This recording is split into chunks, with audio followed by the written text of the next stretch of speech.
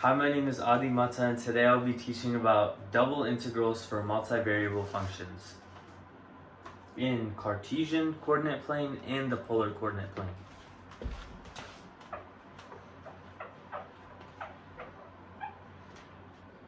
So first, let's start with double integrals in the Cartesian coordinate plane.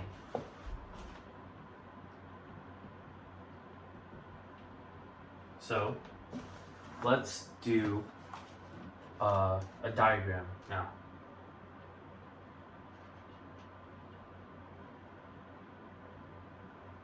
We can use double integrals to find the volume under a multivariable function in a three-dimensional plane. So let's cut this section into a bunch of strips. So this can be projected onto the XY coordinate system to look like a box. This looks like a box of region R. So R here is denoted with A, B, D, C, and we can write R like this.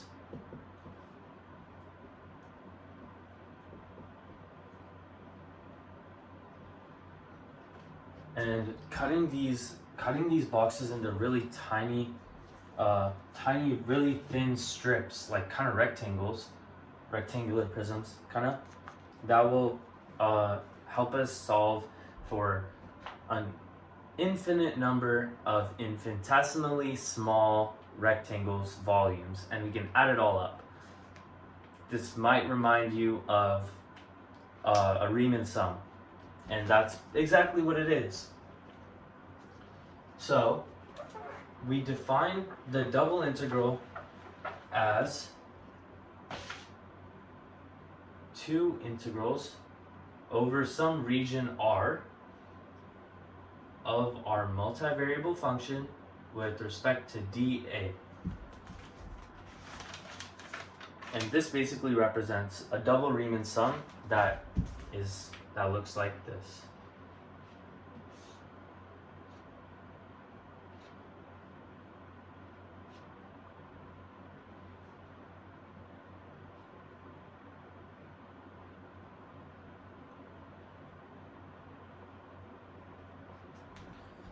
That's our double Riemann sum. Now,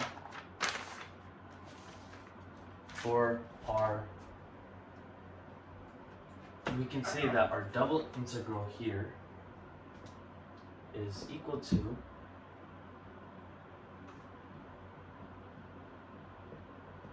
dx, dy, and we can say that it's equal to that.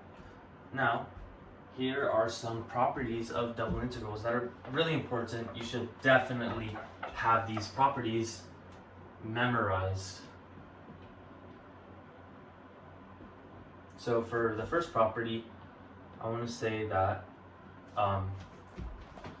if you have some function f that is greater than function g for every point in some subset R, then the double integral of function f is greater than the double integral of function g for this region R. And what does that look like? That looks like this.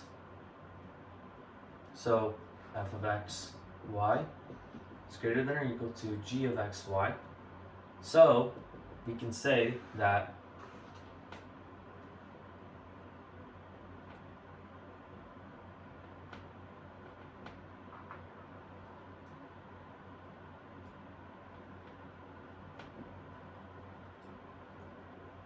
for this region R, this only has to hold true for some region R at all points in R.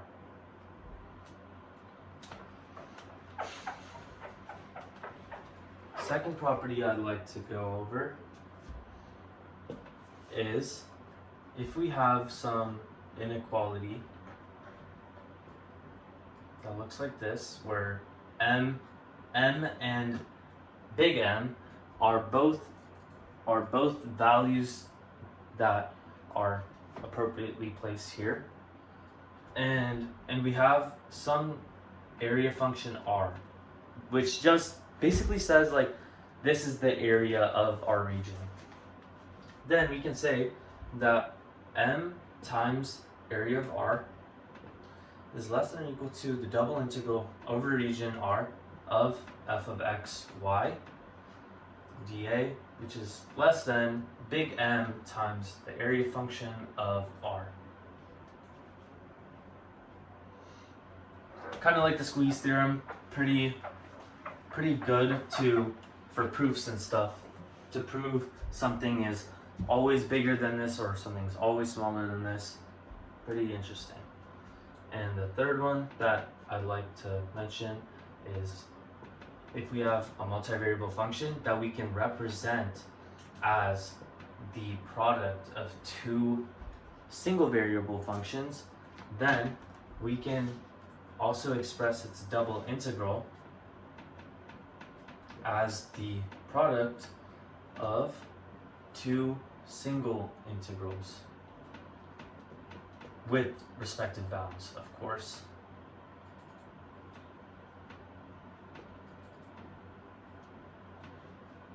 Very, very important. This will help you solve a lot of different things while you're either doing your homework or your exam. It just makes it a lot easier, and you can actually solve these by hand. So that represents this. And now I want to move on to iterated integrals and Fubini's theorem for iterated integrals. So what is an iterated integral? An iterated integral is when you have your double integral over region R dA and you want to express it with its bounds. So Fubini's theorem states it pretty clearly. Let me show you guys that. The double integral here over R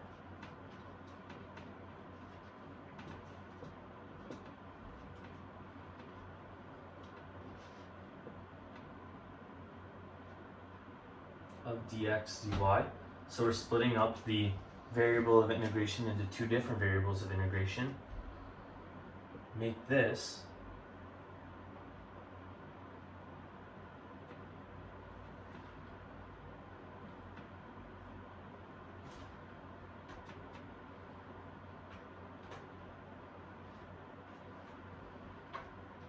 so we added in our bounds, and now we can change that. We can change those bounds into these. We can just flip the bounds and flip our differentials.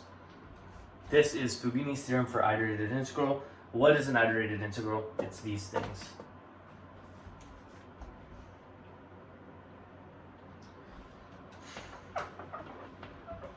Now let's move on to average value.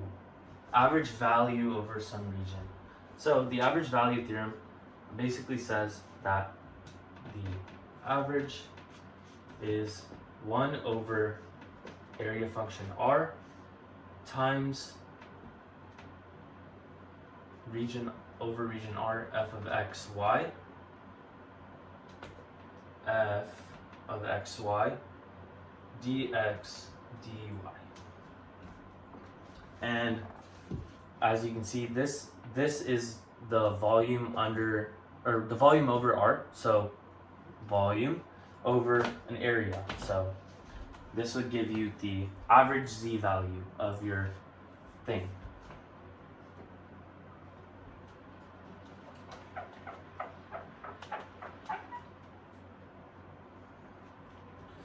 Now for general regions of integration. Let's say it's not some pretty looking rectangle on the bottom anymore, and it's some really ugly like curve and some random stuff like that.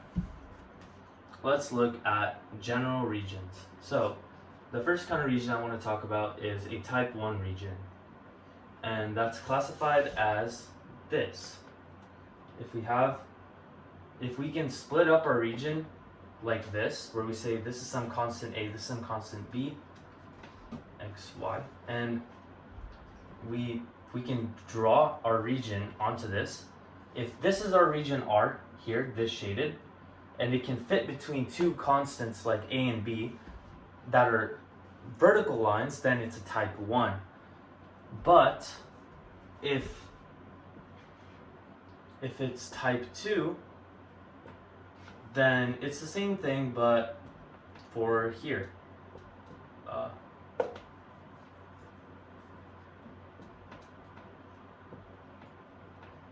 So like this, where this is some function, this is some function, this is some function, this is some function. Now, what does this actually do? Why does this help us solve for it? We just classified it. This classification can help us rewrite our double integral so that it's tailored to solve these types of problems. So, our new double integral for, in the case of type 1, the vertical lines will look like this. So for region R,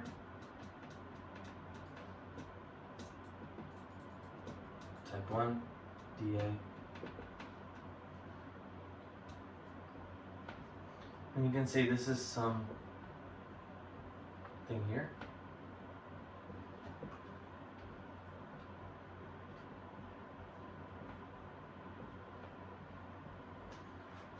Where G2 and G1 are the functions here. Where this one here is G2, this one here is G1. So as you can see, G2 and G1 are both y values. That's why we're integrating with respect to y. Then these are just our values here that are constants. That's why we're integrating with x. Now, type 2.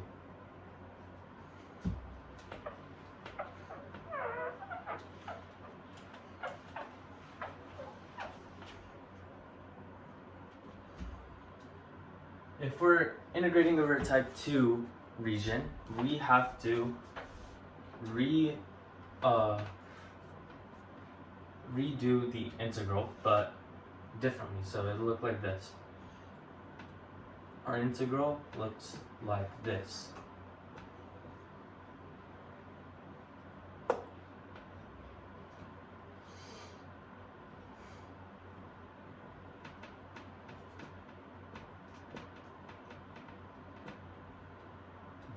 dx, because these are functions of y that output x values. Then dy, because these are constants, and I'll show you that real fast. So dc h2 will be on a higher x than h1, and this is our region R. Where this is h2, this is h1.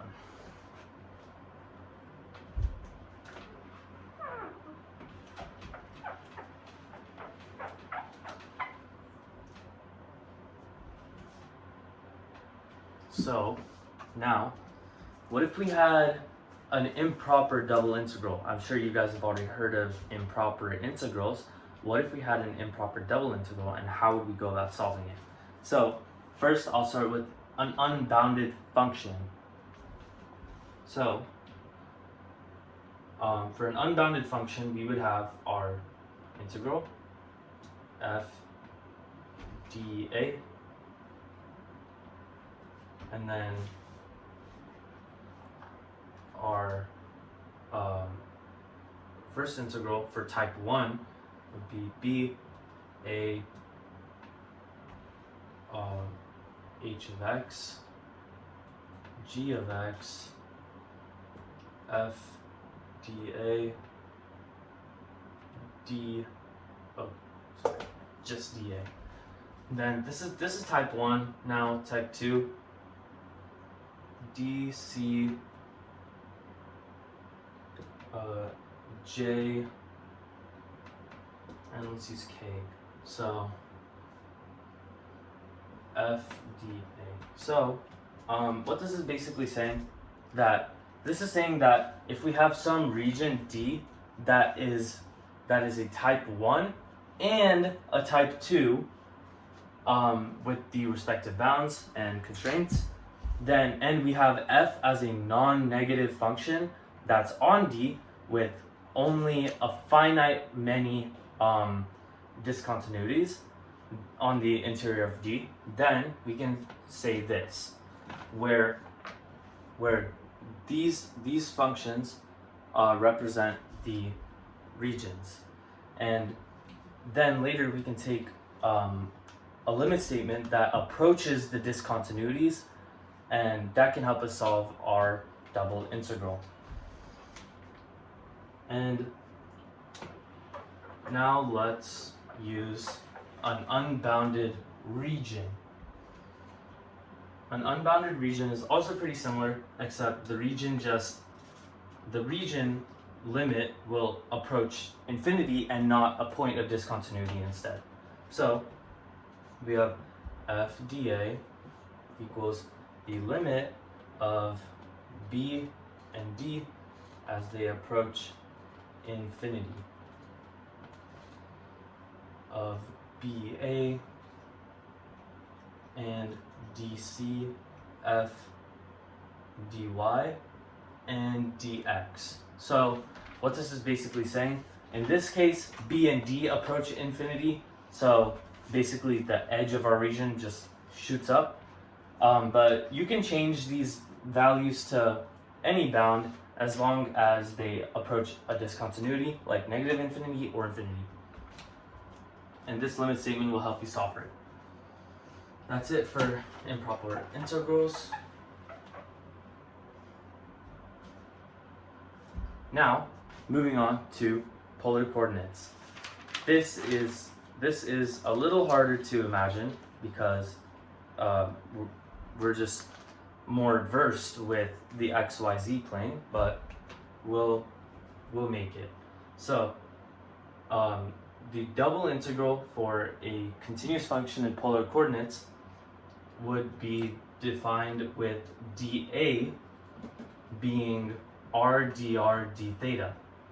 As we remember from the proof that we did in Calc 3, this is our dA. And how does that look like on a graph? Just a little refresher.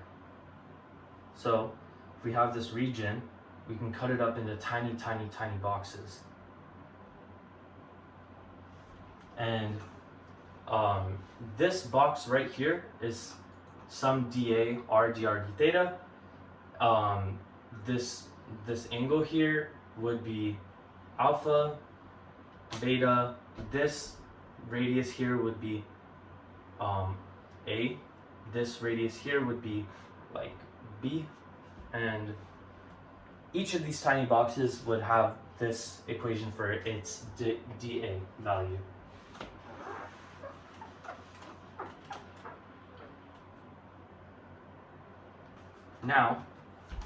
Now that we know what to change dA to, what do we do about our double integral? So the first step for thinking about this double integral is we divide R into polar rectangles and we find the area, as I just shown, and then we can use a Riemann sum to approximate them.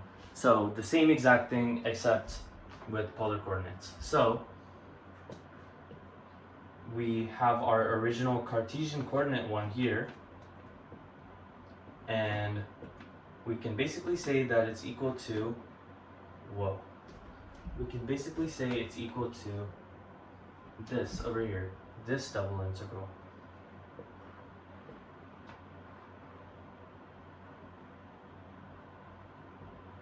Basically, we transferred everything to polar coordinates, r d theta, and this is basically the double integral of gr theta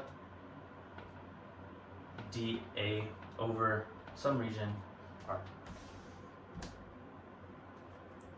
And this is very helpful. We can transferring it to the polar coordinate system is very helpful, because if we have like a circular region in the rectangular coordinate system, it's kind of hard to write the functions that, like the function of a semicircle that describe the upper and lower bounds of the region. So instead we can transfer to polar coordinates where it's easier to do that. So that's how we transfer it. Now, what about a general polar region? Basically like a region that's not good looking at all in polar coordinates. That's like squiggly all over the place, and it's very hard to integrate with constant bounds. We can say pretty much like the same thing as before, dA, rdr d theta, where theta is equal to beta, alpha, the normal bounds, and then we have r equals a function of theta and another function of theta for fr theta, rdr d theta. And what does this look like? So if we have the polar axis here, we have some angle here, alpha, some angle here, beta, and then we have some region here that's like this, and this is h2 theta, and this is h1 theta. Then, and this is our region. Then we can say that this is our upper, this is our lower, and since beta is a greater angle, it goes on top, alpha is a lower angle, it goes on the bottom. This is how you do the general double integration for polar regions. Thank you for listening. I'll see you in the next video about triple integrals.